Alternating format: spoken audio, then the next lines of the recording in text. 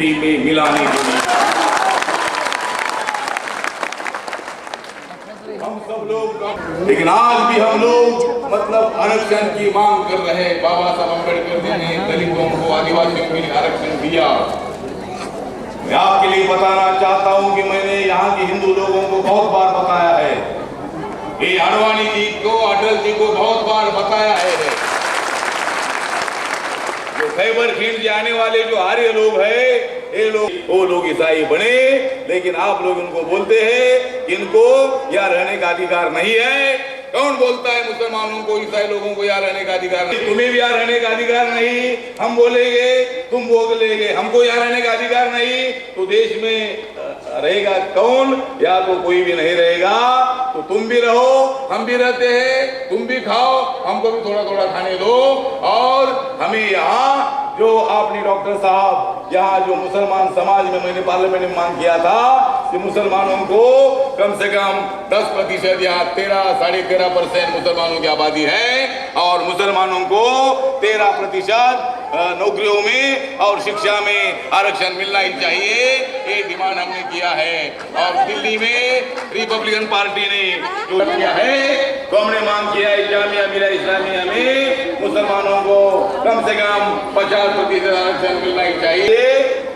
तो डॉक्टर साहब, आप खेती में जमीन में भी आरक्षण, मतलब आधी जमीन तुम्हारी, आधी जमीन तुम्हारी, और इसलिए हमारी माँ बहनें बहुत बड़ी गांव-गांव से आई है, हमारे नौजवान लोग आए हैं। तो मैं as a member of parliament, as a Republican Party of India, as a Baba Saheb Ambedkar जी के आंदोलन का एक कार्यकर्ता के नाते मैं इतना ही उनको इंजेक्शन देने की आवश्यकता है।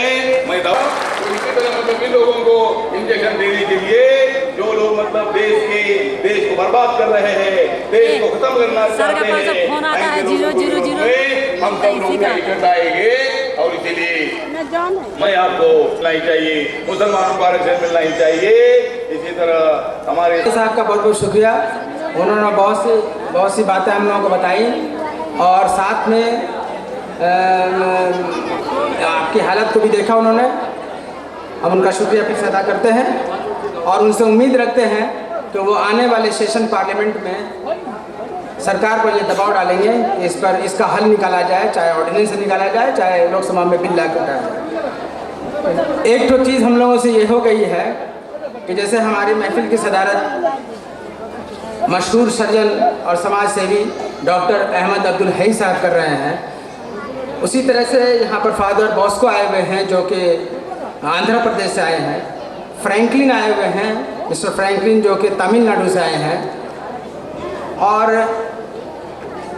केरल से हमारे आए हैं, केरल समझ रहे हैं, समुद्री किनारा, केरल से आए हैं जनाब ई अब्दुल रहमान साहब आए हुए हैं। लेकिन शायद आप लोग नहीं पहचान पा रहे हैं को कौन क्या है, इसलिए हम लोग ये चाहेंगे कि इनको भी जानना आपको ज़रूरी है। आपके इस मसले को लेकर कहाँ से लोग आए हैं, आपको ये जानना ज़रूरी है कि कौन लोग हैं। इस जानने के लिए हम चाहेंगे कि हमारे जो कार्यकर्ता लोग हैं, हम चाहेंगे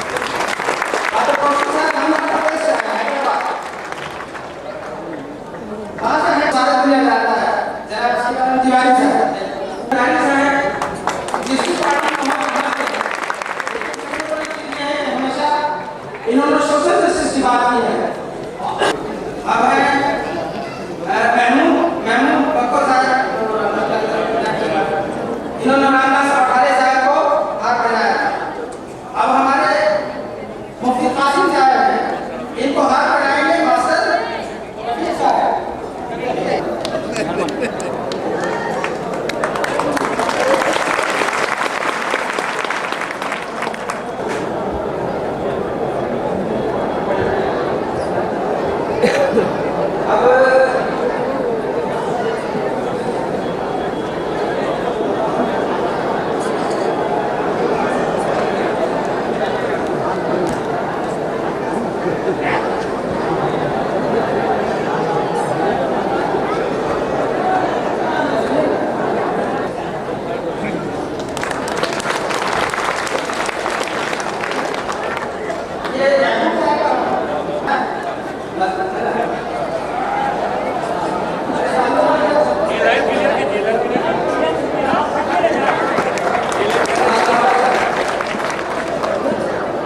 साहब जो शकील अहमद खान साहब को आगे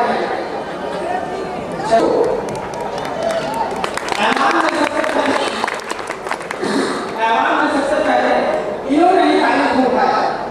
हिंदुस्तान की तारीख में बहुत सारे मेहमान है, हम लोगों ने इसकी शुरुआत की, लेकिन इसको लोग जानते कम थे। लेकिन हम लोगों ने हमेशा इसकी लड़ाई सूरत में लड़ी है। आवाम में जो लड़ी है वो सबसे पहले लड़ाई शकील अहमद खान साहब ने उठाई, उनके हम शुक्रगुजार हैं।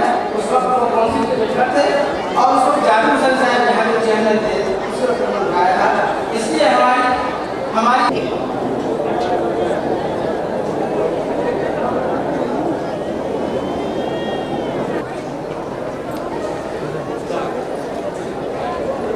हमारे देश एक नौजवान लड़का है, वो राजस्थान से आया है, हम में शामिल किया था। वो है हमारे बीच, उनको अयूब साहब दरभंगा साहब के नौजवान साथी हैं और साथ में शहीद लगे हुए हैं, वो हाथ लगाए राजेंद्र साहब।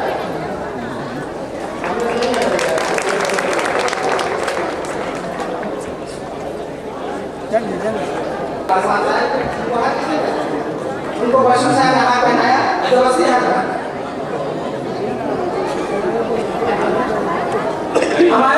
हमारे बीच गुलाम साहब जो सवेरे 11 बजे सबक रहेगा।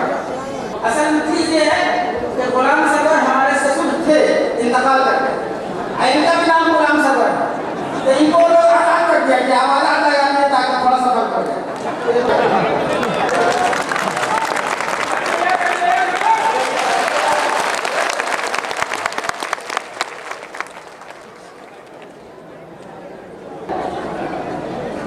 मैडम कृष्णा ये इन्होंने इनके शौहर जनाब जावेद आनंद साहब तो दलित मुस्लिम और दलित ईसाई का मामला ये सोते जाते उठेंगे। ऐसी उम्मीद के साथ हम फिर से इनको एक बार और हाथ पहनाना चाहेंगे और एक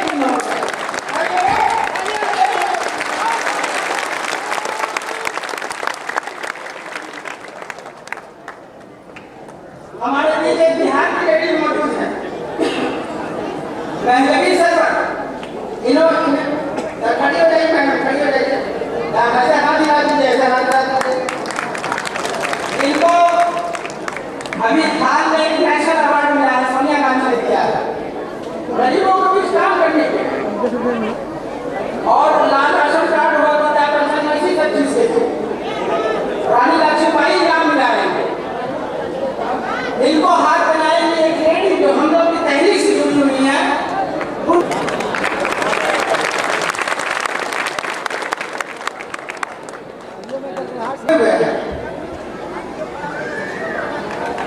उसी तरह से हमारे बीच मौजूद है जनाब हाथ बनाएंगे गैबरी जॉन्स है, ये लोग इस तहरीक से जुड़े हैं। ये मंच मुसलमानों और ईसाइयों का मुश्तरका मंच है, चूंकि ये दोनों कम्युनिटी के लोग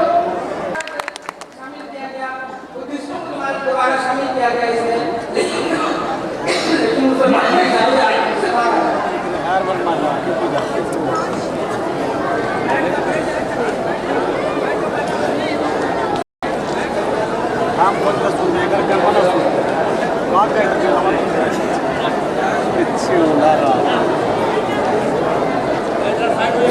यहाँ बोलो ना तो आप हमारे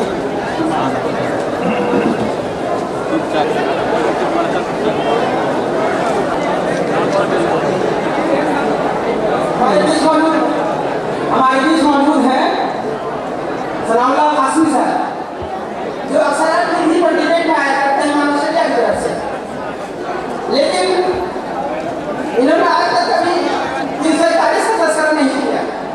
हम इनको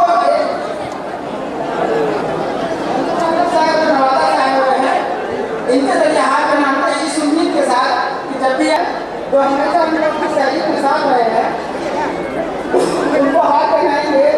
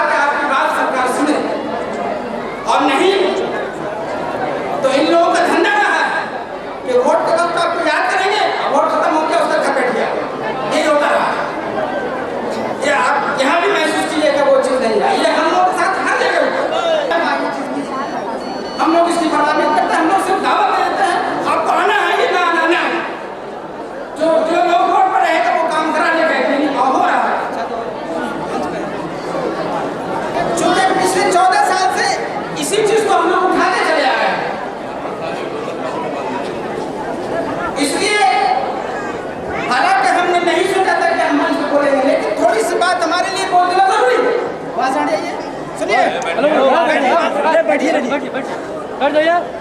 वो देना जरूरी। हम लोगों ने जब ये शुरू किया था तहरीक 1997 में, तो हम लोगों ने सबसे पहले इंसाफ कॉन्फ्रेंस किया, उसके पहले जिहाद कॉन्फ्रेंस किया था इसी हॉल में, इतने ही लोग, इससे ज्यादा लोग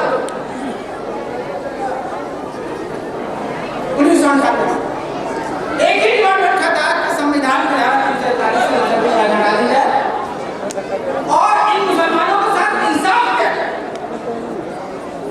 आज इंसाफ के नाम पर पूरे मुल्क में कॉन्फ्रेंसेस हो रहे हैं, लेकिन हम लोग एक ही सवाल उठाते हैं कि इंसाफ किन मुसलमानों को चाहिए, पहले ये फैसला हो जाना चाहिए, उसके बाद हम सारे मुसलमानों को इंसाफ की जरूरत नहीं है। इस मुल्क का प्रेसिडेंट मुसलमान रहा है, चीफ जस्टिस मुसलमान रहा है, बड़े बड़े वजीर मुसलमान रहे हैं, बड़े बड़े वज़ीर मुसलमान रहे हैं, क्या उनको भी इंसाफ चाहिए? क्या उनको इंसाफ चाहिए जो डॉक्टर बैठ के जो रिसर्च कराने का काम कर रहे हैं, जो झाड़ू लेने का काम कर रहे हैं, जो नाला पैखाना साफ करने का काम कर रहे हैं, जो कपड़ा धुलते हैं, धुलते हैं, रंगसाजी करते हैं, छोटे छोटे काम करते हैं, भालू कमरे में जाते हैं, सांप में जाते हैं, उनको इंसाफ चाहिए? तो उन मुसलमानों को इंसाफ चाहिए जो एयर कंडीशनों में रहते हैं और साफ महलों में रहते हैं? किसको इंसाफ करना चाहिए? पहले ये फैसला हो जाए तब इंसाफ की बात की। तो ये समझिए की चीज, अगर मुसलमानों के नाम पर मुसलमानों को वो हिस्सा जो मजहब का इंतजाम हुआ है, उसके रोजी रोटी देने का काम नहीं, तालीम का इंतजाम नहीं, उसका रहन सहन में पड़ा है, इसके बाद इलाज के लिए पैसा लग गया, जिसके बाद कुछ भी नहीं है, सवाल का जिंदगी काटा, उसको मिलना चाहिए। तो हम ये अर्थ करेंगे कि अगर आपको पूरा मुसलमानों को रिजर्वेशन की बात की, इसका मतलब ये है कि आप नहीं है, आप उसको इंतजाम चाहिए, वो किसी को तो मिल ही रहा है। एजाज साहब की स्टाफ सब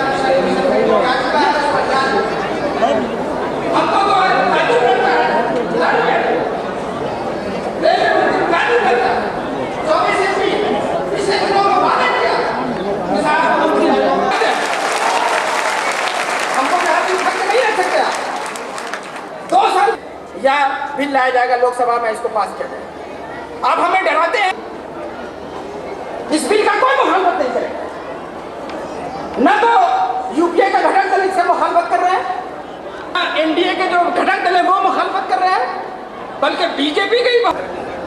तो आप हमें डराइए मत, बहाना मत बनाइए, आप अपनी नीयत पहले साफ कीजिए, आपकी नीयत में हमको शक है, नियत साफ करके इस काम को कर दीजिए। चल जाओगे पार्लियामेंट में भी तो अपना रोड पर रहिए, हम क्या करें? बात रखी और मेहमानों के सामने में ये बात रखी है, तो सारे मेहमान हमारे इस बीच मौजूद हैं, उनको गौर करना चाहिए, खासकर सिवानों में भी लगे होंगे, लेकिन बाबरी मस्जिद का नाम पड़ जाए, मुसलमानों की रोजी रोटी, शिक्षा, रहन सहन, दवाई, इलाज, ये कैसा होगा?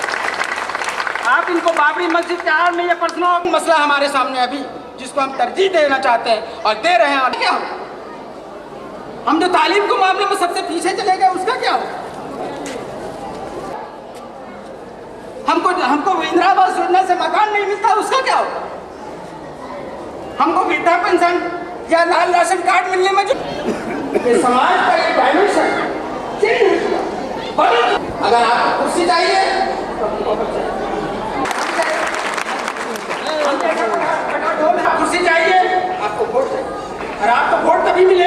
का मेरा काम था, ऐसे नहीं मिलेगा।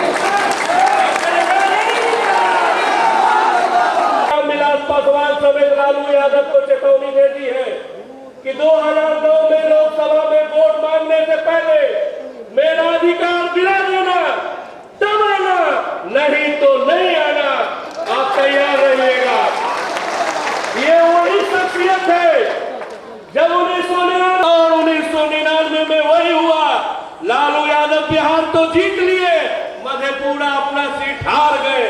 आने वाले दिनों में चुनौती उन्हें दे दिया गया कि बिहार साफ है, केंद्र बचाना है। तो जो हमारा सवाल असेंबली से पास हुआ उसे लोग, ये जो कॉन्फ्रेंस है, जो हम ये मैसेज दे रहे हैं कि इस सवाल पर मुसलमान और हमारे क्रिश्चियन यूनाइट है। और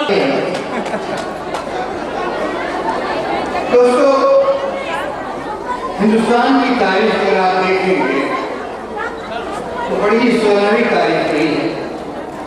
यहाँ का फलसफा देखिए, यहाँ के साइंटिफिक अचीवमेंट्स को आप देखें, यहाँ की तारीखी इमारतों को देखें।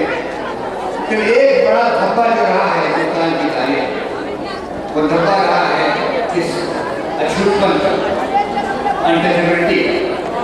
और यही शुरुआत हुई दलित समाज की। और ये धब्बा कोई एक दिन का नहीं, एक साल का नहीं, 100 साल का नहीं, हजारों हजार साल का पुराना बदलाव है।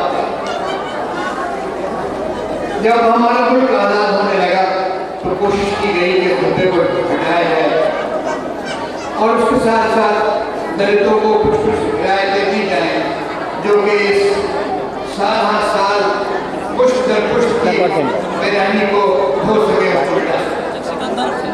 लेकिन इसमें बहुत बड़ी गलती, और आज जो प्रिविलेजेस मिले हमारे हिंदू दलितों को, जो बाद में सिख दलितों को मिले, जो बाद में बुद्धिस्ट दलितों को मिले, वो क्रिश्चियन और मुस्लिम दलितों को नहीं मिले।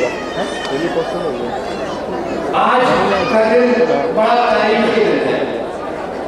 एक तो तारीखी इसकी है कि डॉक्टर डे है, डॉक्टर BC राय का कि पैदाइश का दिन है। लेकिन तारीखी दिन इसकी है कि आज खुल करके पहली बार दलित मुस्लिम्स और क्रिश्चियन मुस्लिम्स और सारी मुस्लिम जमातों ने ये फैसला किया है कि हम इस जंग में एक साथ हैं। और जब तक दलित क्रिश्चियंस को और दलित मुसलमानों को उनका वो जायज़ हक नहीं मिल पाएगा, हम इस जंग को जारी रखेंगे। मेरे ख्याल में ये बहुत ही तारीखी फैसला है और हमें पूरी उम्मीद है कि इंशाअल्लाह अगर हम साथ रहे और जद्दोजहद करते रहे तो कोई वजह नहीं है कि इस मुहिम में कामयाब हो। दोस्तों, किसी भी जंग के लिए एक लीडर की, एक सिपहसालार की जरूरत होती है। और हमें ये कहने में बड़ा फख्र महसूस हो रहा है कि हमारे दोस्त छोटे भाई एजाज अली ने कम से कम 15 साल तक इस एक इशू को, सेक्शन 341 को लेकर मुसलसल जंग की। हर फोरम पर, हर जगह जहाँ मौका मिला उन्होंने इस हक बात को आगे बढ़ाई है। और हक के साथ एक बात है कि आप उसे थोड़े दिन तक नजरअंदाज कर सकते हैं, हमेशा के लिए कुचल नहीं सकते। आज जब क्रिश्चियन इनकी इस आवाज़ में अपनी आवाज़ मिला रहा है, हमें पूरी उम्मीद है कि इंशाअल्लाह फतह का मनानी हमारे साथ होगी। बहुत बहुत शुक्रिया। जय हिंद। खुदा अब्दुल हाई साहब ने अपनी सदारती खुतबे को कह दिया है और इसके बाद हम आप सब लोगों का इस्तेमाल करके, शुक्रिया अदा करके अब इस प्रोग्राम को मतलब यहाँ पे अब लास्ट किया जाएगा।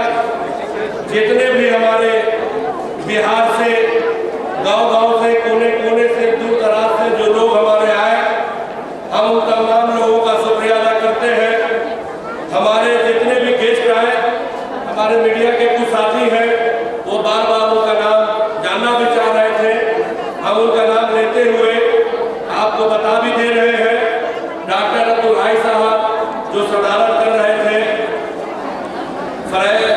फादर बॉस्को साहब और MP थे, मुफ्ती कासिम साहब, मौलाना सनाउल्लाह साहब नाजिम इदारा सरिया, फ्रैंकलिन सीजर साहब जो तमिलनाडु से आए, आरिफ मोहम्मद जो हैदराबाद से आए, अब्दुल रहमान केरला कोचीन से आए, सफ़ी मसदी साहब थे, राजेंद्र कमल साहब थे, सैयद फजल रब साहब थे, सफ़ी साहब थे जो राजस्थान से आए थे, मदारी बिरादरी से थे, महजबी सरवर थी, संजय पासवान थे।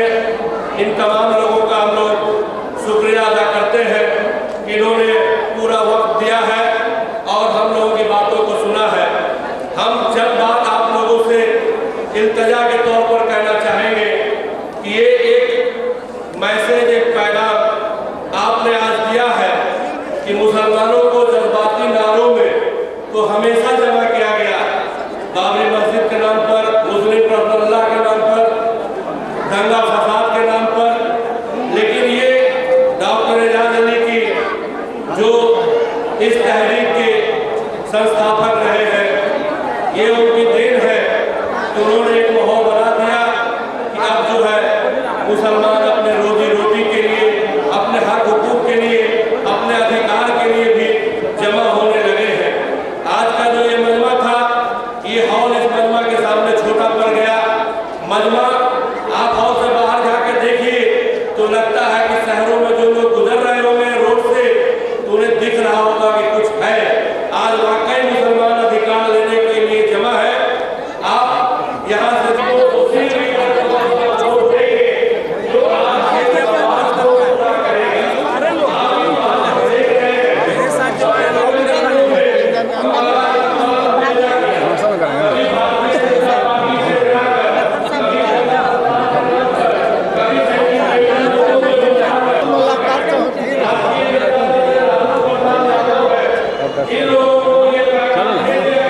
निकलते हैं सर,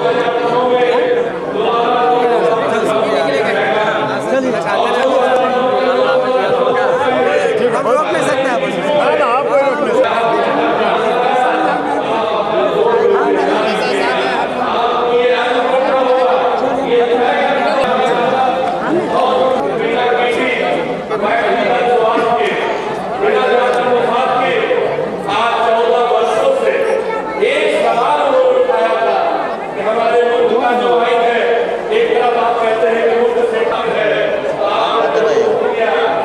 ऊपर कर,